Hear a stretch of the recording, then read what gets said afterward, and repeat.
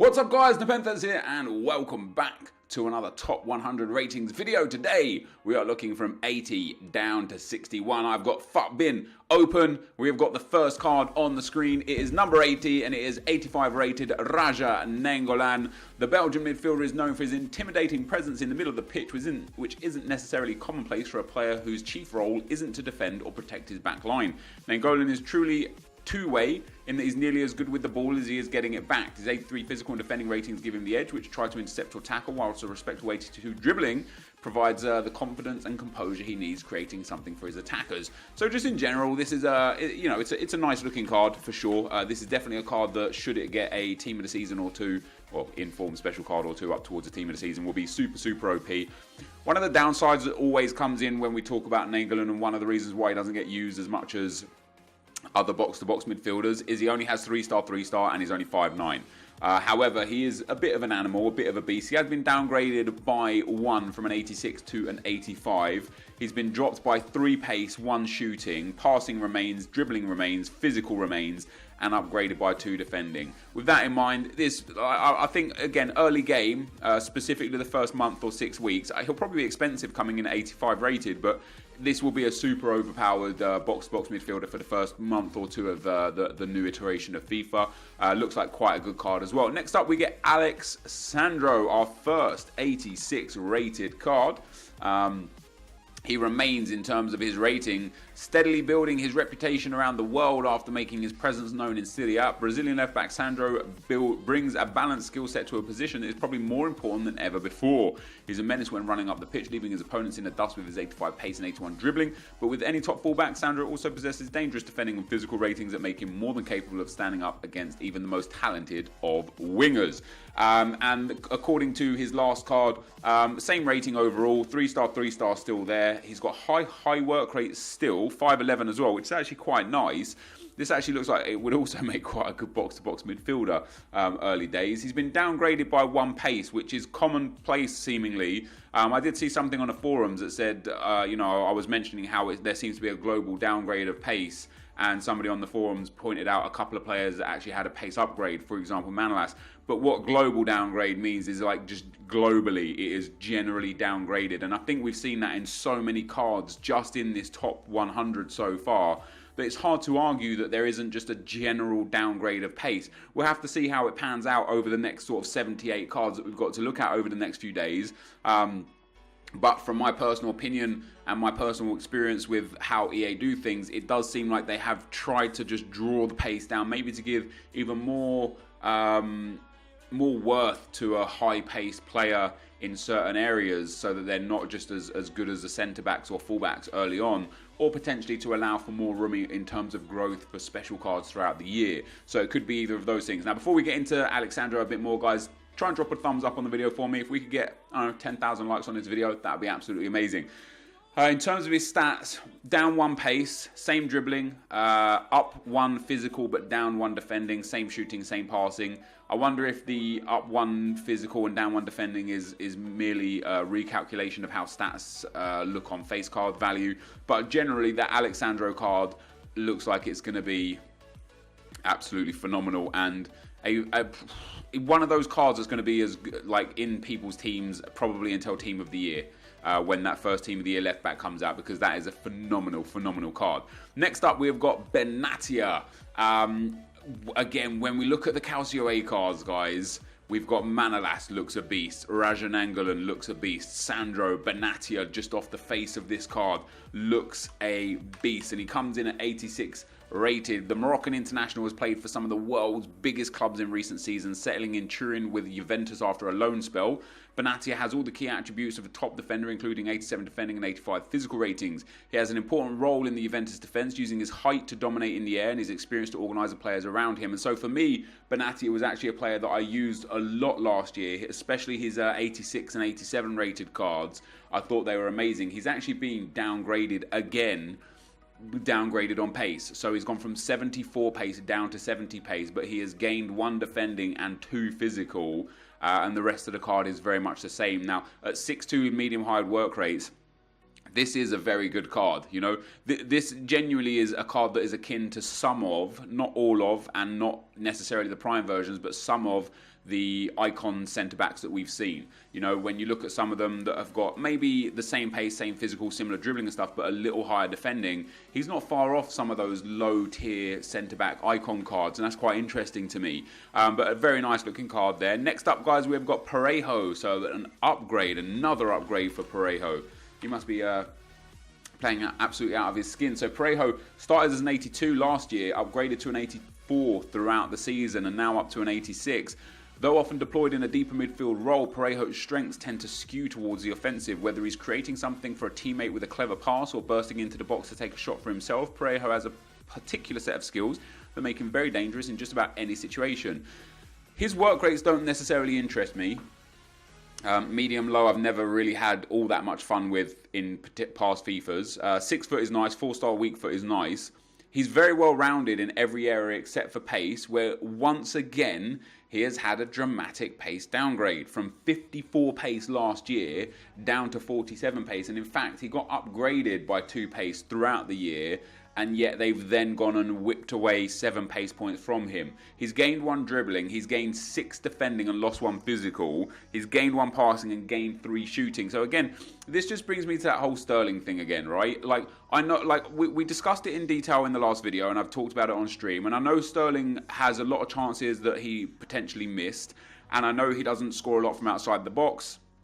His penalties and volleys would be low, which would reduce his shooting stat. But his attacking positioning has to be super high. His finishing has to be good. You don't score 18 goals by being a bad finisher in Premier League. And when you look at his shots per game, he actually only had, on average, 2.6 or 2.8 shots per game, which is in line with the top strikers in the world that had a worse conversion rate than Raheem Sterling. So I personally think that Raheem Sterling's finishing, attacking positioning, and potentially his shot power should be quite good. When you saw the goal that he scored earlier on this season, it was an absolute thunderbolt. Inside the box, cuts inside, lasers at home.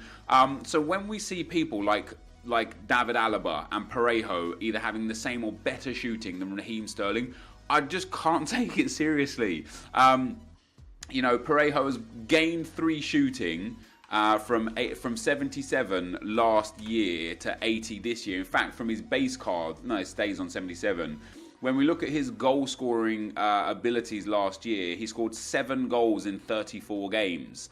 Now, for a centre mid, that's actually a pretty good return. But Raheem Sterling playing as a winger, scoring 18 in 30 some odd games.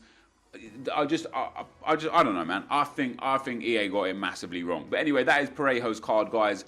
Let's not get into that Sterling debate again. We're looking at Parejo's card here. It doesn't look usable because it looks too slow. Outside of the pace, it's actually a very well-rounded card, but I can't imagine that it's going to be a fun card to use. Next up, we've got Nemanja Matic. So an 86 rated for Nemanja Matic.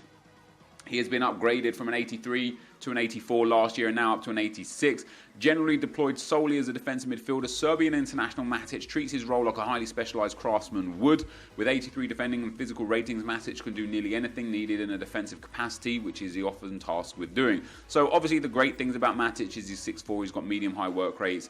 He's only got a 3-star weak foot. You'd prefer a 4-star, but it's not the worst in the world. And in terms of his card, he's gone up 2 dribbling points.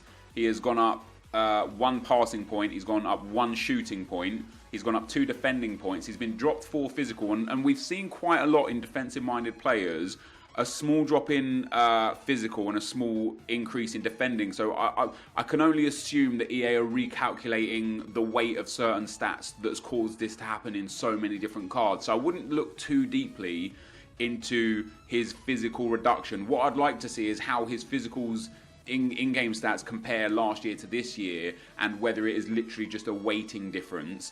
But then once again, his pace has been dramatically reduced. He's been dropped from 64 pace down to 56 pace, and that is another one where we've got absolutely battered. Next up, guys, Douglas Costa, or as the commentator in PES calls him, Douglas. I don't know if that might be how his name is pronounced. You know, I'm not saying he's wrong and I'm right. I'm just saying that's how he pronounced it. So he's gone from an 82 to an 83 last year, all the way up to an 86 this year. One of the fastest left midfielders in the game. Costa's 75. Well, doesn't actually play at right mid at the moment. Costa's 95 pace is nothing short of electrifying because Cuadrado's gone down to right back. I'm pretty sure Costa's at right mid and Ronaldo's at left mid or left wing. Combined with his 91 dribbling rating and 5-star skill moves, the Brazilian excels at getting into precarious positions on the left side where he can fire in crosses and cut inside to shoot. So obviously he has the 5-star skill moves, which is great, high medium work rates, which is great, amazing pace and dribbling. In terms of the pace, again, what we've seen and what we've seen with a few anomalies and a few wingers in general is he has actually had a pace increase. He's gone from 93 to 95. He's had a dribbling increase from 88 to 91. He's actually had a shooting reduction from 77 to 75. He's gone up 3 passing, he's gone up 1 physical, and he's gone up 11 defending. I mean, this looks like a good card. Last year's card, he had 74 stamina. He has gone up 1 physical, so he'll probably have somewhere around 75, 76 mark for stamina. He'll be a usable card early days, but he will need a couple of informs to kind of get the best out of him. Once he hits that 99 pace, 99 dribbling kind of area, you know, with the high agility and balance he already has, when he gets the boost in shooting and physical throughout the year, I have a feeling this might be one of the cards that we see a lot. And once again, it's another Calcio A card that is just going to be absolutely insane. So very excited to get hands on him. Next up, we've got Cesar Azpilicueta, guys. So Azpilicueta has moved from an 86, well, stays at an 86. We're not going to read about all of these players. We're just going to take a look at the stats. So medium work rates, still 5'10", of course. He remains the same rating. Once again, though, he's like dropped pace. He's gone from 79 pace down to 76 pace. He, obviously coming in as a centre-back, he's actually a rapid centre-back still. His shooting remains the same. He's gained 1 passing. His dribbling remains the same. His defending remains the same. And he's lost 2 physical. So they've actually downgraded his pace and physical, and the rest of his card is pretty much the same. I don't know. It's a good card. One of the issues with a card like this, with an issue like cards like Nacho, with cards like even Ramos to a degree, and some of the centre backs, the icon centre backs like Cannavaro, is he's just a little bit short for the role. You know, you prefer kind of like 6 foot at least, maybe a bit higher. We'll have to see how he plays in game. This isn't a card that we saw used in game a lot until later stages. Like, I don't ever really recall seeing his base card or his special cards. Maybe his right back card was quite heavily used, his FUT birthday card, because it was a position change, but we didn't really see his central base cards used until his team of the season came out. And I think that's just because of the super low dribbling. I could be wrong on that one, but sorry, not dribbling, physical. I could be wrong on that. Maybe it's his height as well. Maybe it's his work rates. Next up, guys, we have got Naldo coming in at an 86 rated as well. Not Cristiano Ronaldo. No, we have got Naldo. So he went from an 82 to an 84, all the way up to an 86 last year. He's got 4-star weak foot, which is great. He's 6'6", which is obviously great. But here we go again. Once again, we start off with a pace downgrade. He's gone down from 69 pace to 63 pace. He's gone from 71 shooting down to 69 shooting. He's dropped a passing point as well from 65 down to 64. He's dropped a dribbling point from 63 down to 62. He's dropped 2 physical points from 76 down to 74. And then he's gone up 2 defending points. So he's been globally upgraded from an 84 to an 86, yet he has been downgraded in every category, with the exception of defending, where he has had a small upgrade. I don't know. It might be his international reputation. He's got 3-star last year. He might have gone up to 4-star, which might have been why he got increased up to an 86. But I have no idea. Next up, guys, we've got Fernandinho up to an 86 rated from an 85 last year. Up from an 82 last year as well, to be fair. And hey, man, like, I don't want to keep jamming this down people's throats, but he has been downgraded by pace massively. He's gone from 73 pace down to 76. He has the same shooting. He has been downgraded in passing. He has gone up 1 dribbling, 3 defending, and he's gone down 2 physical. So once again, the defending and physical for these defensive-minded players, I feel like a lot of that will just be recalculating of and weighting of stats. So I won't read too much into that, which means, generally speaking, he's just been downgraded. Even though he's gone up 1 rating. He's obviously, what he has working for him is that for a CDM 5'10", medium high, 4-star weak foot, it's just all in the perfect zone there. Very good defending, really well rounded in all the other stats, and then just just killed for pace again. I don't get it. I don't know why they're doing it. Next up, guys, we have got Pjanic, another Juve player that we've seen in these top 100s. He went from an 85 to an 86 last year and remains an 86 now. And can we just say again, starting straight off the bat, he's gone from 74 pace down to 66 pace.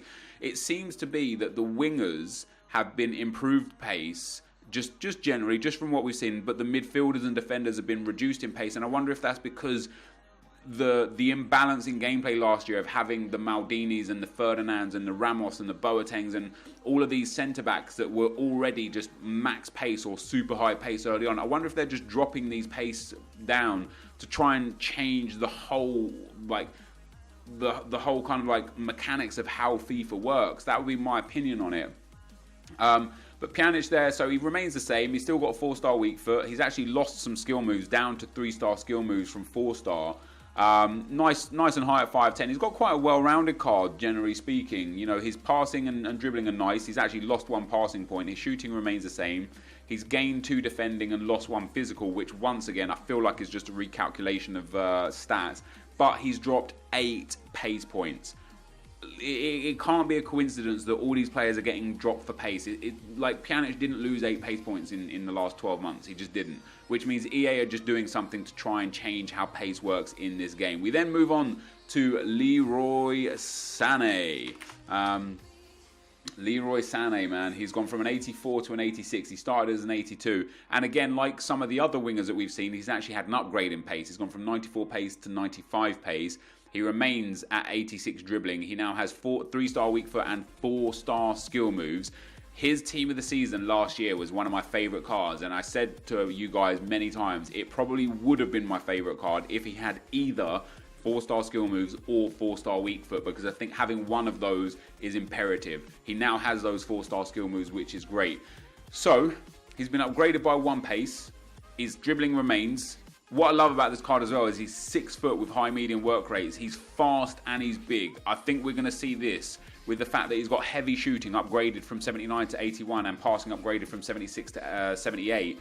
I think that this is going to be an incredible card. Once he gets that first inform and he gets an upgrade in dribbling, shooting and passing, he is going to become the meta. By time Christmas comes around and he's you know, you never know how they're going to perform in real life, but I can only assume with how dominant Man City still are and how good he is that he's going to get several upgrades throughout the year. I can only assume that his first 87, 88 and 89 rated cards are going to be absolutely sought after and probably be in people's teams for a long time.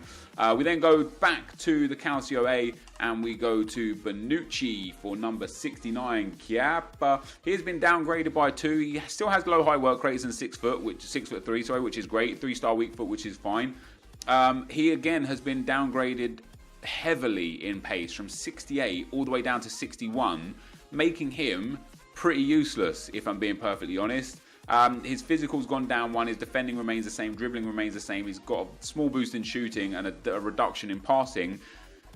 No, like, he already wasn't used because he had 68 pace. Now at 61 pace, he's going to be absolutely useless. Like, the only thing that I can think of that will kind of help with all this pace reduction, because like what EA are doing by putting someone like Bonucci with 61 pace, with Vincent Kompany with low pace, dropping the likes of Fernandinho and such, and Pjanic, what they're doing is they're creating a massive gap between the meta players again, and it's just really already kind of trending towards, okay, we now know that Benatia, Van Dijk, Manolas specifically, these are going to be already the most broken centre-backs in the game. And because of how overpowered chem styles are, if a Michael Keane or a Chris Smalling or a Rudiger has, you know, mid-70s to maybe 80 in pace, and only has like 82 or 83 defending, that shadow chem style, that massive boost in those defensive stats is going to make them far more usable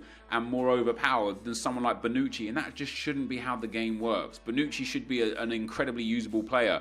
Next up, guys, we've got Jerome Boateng, and I can already see that his pace has been dropped quite massively. He's been downgraded from an 88 to an 86. I love this Boateng card. I've used him every year for the last like 3 or 4 years. 6'4" tall, 4-star weak foot, fantastic. He has gone down 2 pace points, 2 dribbling points. 1 defending, sorry, 1 physical and 3 defending. I still think, from what we've seen from all the other centre-backs, I actually think this is going to be a broken centre-back still.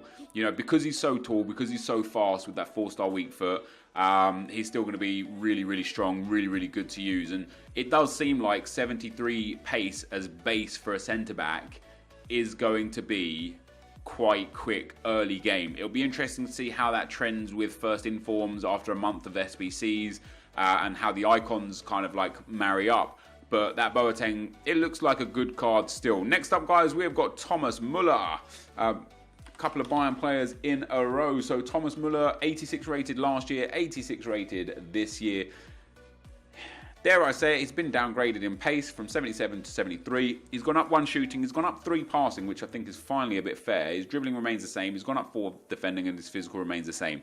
This, as most Muller cards, will just not be a usable card. I mean, it doesn't have ideal work rates, he doesn't have good skill moves. Because of how tall he is, EA give him low agility and low balance, making him clunky in FIFA terms. He's not the fastest. You know, we've talked about this a lot in terms of certain icons and certain players like your Ozils and your Iniestas.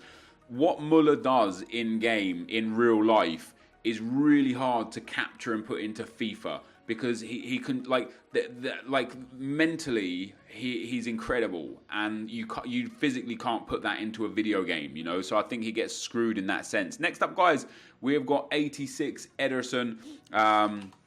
So his card, if you think back to the card that we looked at with Alisson, he's got better diving. His kicking and reflexes are nice. His handling and positioning not overly amazing, but I think this is a slightly better card than Alisson. He's been upgraded 2 from last year's 84 card. He's gone up 4 diving, 2 handling, 6 kicking. He remains the same with reflexes and speed, and has gone up 3 positioning. So he's actually had quite a nice upgrade there. Next up, Bobby Firmino. Now this looks like a great card. He's got high work rates, which again aren't necessarily ideal for a player in his position, but he's 4-star, nice and tall at 5'11". His pace actually remains the same, his dribbling remains the same, his passing remains the same. He's gone up 1 shooting, he's gone down 1 physical, and he's gone up 14 defending. So he's actually got probably just a far more well-rounded card. This will be a nice card early game. Again, you know, with the Maestro Chem style, boosting that dribbling, shooting and passing, I think as a cam or as a you know, literally as a centre forward, I think it would actually make a fantastic card. After a couple of informs for this guy, he is going to be an absolute beast of a player with those work rates. Kind of just deteriorate, just kind of like bringing back a little bit. You know, if he was high medium or high low, probably one of the best cards in the game long term. But with high work rates, not necessarily super interested. Next up, guys, we have got Verratti, 86 rated, down from an 87 rated. His pace remains the same. Well done, EA. His dribbling remains the same. His defending remains the same. His shooting has gone up 1. His passing remains the same. And his physical has gone down 2. Medium-high work rates changed from high. So that actually makes him a far more usable kind of defensive-minded player. 4-star, which is great. I've never enjoyed Verratti in this game because he has terrible shooting, and for a defensive-minded player, terrible physicals, and he's super small. So he just gets bullied off the ball. No matter what his stats say, you guys know stats, face card stats and in-game stats never tell the whole picture.